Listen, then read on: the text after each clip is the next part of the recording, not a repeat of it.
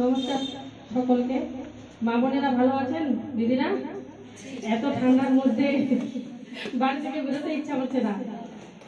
তো যাই হোক, তাও যে সকলে উপস্থিত হয়েছেন এবং সকলে এসছেন, আমাদের একটা গর্বের বিষয় যে আমাদের 12টা অঞ্চলের মধ্যে আমাদের অঞ্চলটাই নির্বাচিত হয়েছে। আমাদের অঞ্চলের মধ্যে আমাদের দলের দিদিরা একটা গুরুত্বপূর্ণ কাজ পেয়েছে।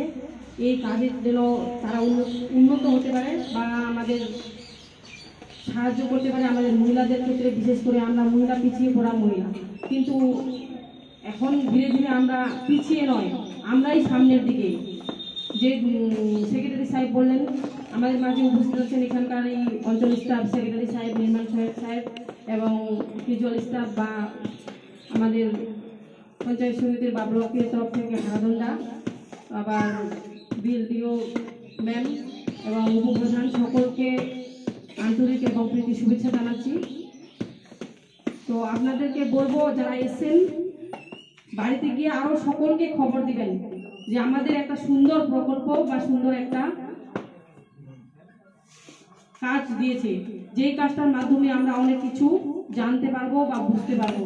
আমরা যে কোনো জমিকার সংক্রান্ত কাজ আমরা স্বামীদের উপরেই নির্ভরশীল বা ছেলেদের উপর বা মা দাদাদের উপর বা পুরুষদের উপরেই নির্ভরশীল। আমরা নিজেরাই নিজেদের ক্ষমতা অর্জন করে যে যাবো অফিসে বা বলবো, সেই সাহসটা আমাদের হয় না। অনেক কাজেই আমরা স্বাবলম্বী, কিন্তু এই সাহসটা আমাদের ছিল না। এই যে মুখ্যমন্ত্রী মমতা ব্যানার্জি বা আমাদের সরকার এই ভাবনা চিন্তা করে আমাদেরকে যে মহিলাদের একটা পাওয়ার দিল, এই পাওয়ারটা আমাদেরকে সঠিকভাবে বা সুন্দরভাবে পরিচালনা করতে হবে।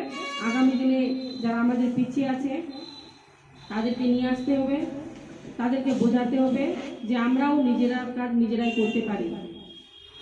অনেকেরই সমস্যা আছে, সেই সমস্যাগুলো আমরা দিদিদের কাছে এসে সুন্দরভাবে বুঝে যাব, সুন্দরভাবে পরিষেবা নেব।